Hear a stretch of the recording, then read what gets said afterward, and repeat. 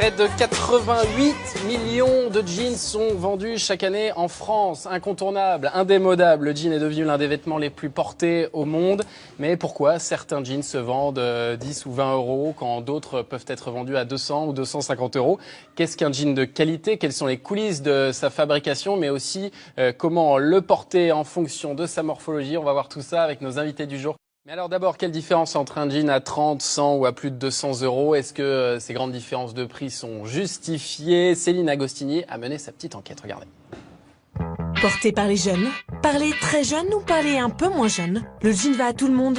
C'est d'ailleurs le vêtement le plus vendu au monde. Et en boutique, on le trouve à tous les prix, d'une dizaine à plus d'une centaine d'euros. Alors comment expliquer ces différences? Pour répondre à cette question, nous avons sélectionné 3 jeans que nous avons soumis à l'œil avisé d'un expert. Un entrée de gamme à 30 euros, un luxe à 230 euros et entre les deux, un jean de confection française à 99 euros. Un jean fabriqué ici depuis 1892, dans cet atelier situé à Florac dans les Cévennes. Mais commençons par le début, la matière. Car un jean avant tout, c'est une toile de coton. Et pour savoir si le jean est de bonne facture, cela dépend de la qualité du fil utilisé et du tissage. On part du champ de coton, donc ça va être la qualité de la fibre de coton, petit 1. Ensuite de cette fibre, on fait un fil, donc ça va être la qualité du fil. Est-ce qu'on fait un fil plus ou moins épais, plus ou moins lourd? Et de ce fil va en arriver la toile, la technique de tissage. Est-ce qu'on serre plus ou moins la toile? Est-ce qu'on utilise plus ou moins de fil? Donc forcément qu'à toutes ces étapes, on peut placer différents curseurs de qualité pour en arriver à des qualité assez basique ou très bonne qualité. Et cette différence pour notre expert est évidente au toucher. Une toile plus fine a toutes les chances d'être moins qualitative. Au contraire, un jean plus épais durera dans le temps. Ici, en fait, on a un coton qui est naturel. On l'a accompagné pour qu'il nous fasse un rendu sympathique. Là, je sens que le coton a été travaillé plus au kilomètre en quelque sorte et il a été derrière pas mal matraqué par tout le process industriel qui l'a accompagné. Mauvais point pour le jean à 30 euros. Qu'en est-il de celui à 230 euros? Ici, on a une matière qui est plus sobre, mais qui va sûrement être confortable et agréable au porter. Résultat, c'est le jean de confection française à 99 euros qui gagne les faveurs de notre expert. On a là dépensé suffisamment pour avoir une matière qualitative et durable. Après la matière, passons au patron, car un jean c'est aussi une coupe. Dans l'atelier des Cévennes, ce patron est d'abord découpé dans du carton, puis tracé à la craie sur la toile.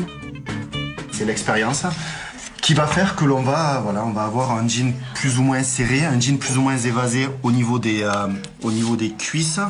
On va se marquer, nous, derrière tous nos petits repères de fabrication. Donc là, il y a beaucoup de secrets de famille qui se sont transmis depuis presque plus d'un siècle. Et ça, l'œil de l'expert le voit tout de suite. Ici, il y a un modèle emblématique d'une marque, le jean à 99 euros.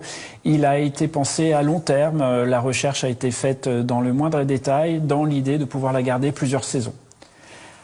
Le jean à 30 euros, eh bien, il y a de grandes chances que la marque qui propose ce pantalon ait été voir un grand fabricant en Asie et ait regardé un modèle de base et s'en est contenté. Problème, cette coupe très basique, censée aller à tout le monde, ne va souvent à personne. Alors qu'avec un jean plus cher, les coupes sont plus étudiées, avec plus de modèles. Chaque saison, la marque va faire des nouvelles recherches et va proposer des nouveaux modèles, ce qui fait que chaque année, eh bien, il y a une grande recherche en développement. Pour la coupe, le jean à 230 euros remporte la mise. Mais plus que la coupe, ce qui fait la différence entre tous ces jeans, c'est les finitions. Vous savez, tous ces petits détails que vous remarquez à peine, mais qui sont en fait l'ADN de chaque modèle et qui permettent à votre jean de durer dans le temps. En plus du tissu, ce qui va être important, c'est le bouton qui nous permet de fermer la ceinture, c'est le zip qui nous permet d'ouvrir la braguette, c'est l'œillet ici qui va renforcer les entrées de poche, et puis c'est le jacqueron. Et là, pas de secret. Alors que sur le jean à 30 euros, les fournitures sont basiques, car produites en millions d'exemplaires. Les jeans à 99 et 230 euros sont eux pensés dans les moindres détails et utilisent des matières nobles comme le cuir ou le laiton. Les deux jeans les plus chers sont donc à égalité. Pas Passons enfin au délavage. Car en France, presque tous les jeans avant d'être vendus sont usés intentionnellement afin de donner cette sensation de déjà porté. Il existe plusieurs techniques de délavage et plusieurs effets possibles. C'est une étape très importante dans la conception du jean, une étape cette fois-ci remportée par le jean à 30 €. Pour le jean à 30 €, eh bien, on a un lavage et délavage très sophistiqué. Je pense que c'est 10% du prix de ce pantalon. Pour le jean à 99 €, on a fait ce qu'on appelle un rinse, un lavage léger qui va représenter peut-être 2% du prix du jean. Et dans le cas du jean à 230 €, on a un lavage assez rapide et des usures localisées. Ça va peut-être être 2% du prix du pantalon. Enfin, dernier critère et pas des moindres, l'origine de fabrication. On fabrique des jeans un peu partout dans le monde, mais pas dans les mêmes conditions. Dans les Cévennes, cela fait plus d'1 siècle qu'on a choisi le Made in France, et ça a un coût. Sur nos jeans particulièrement, la main-d'œuvre représente un coût très important puisqu'on est quasiment au-delà de 30% sur le prix d'un jean.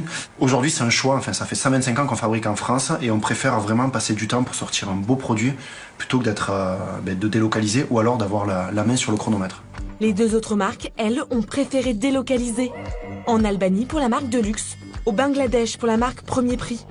Et là, le coût de la main-d'œuvre n'est pas le même. L'Albanie, c'est 20 fois moins cher que la France. Le Bangladesh, c'est 80 fois moins cher. Une fois de plus, c'est le jean à 99 € qui propose le meilleur rapport qualité-prix. En ajoutant la matière, les finitions et la main-d'œuvre, pour notre expert, c'est bien ce jean à un peu moins de 100 € qui propose la meilleure offre. Mais attention, pour obtenir ce prix, le jean est quasi uniquement vendu sur Internet.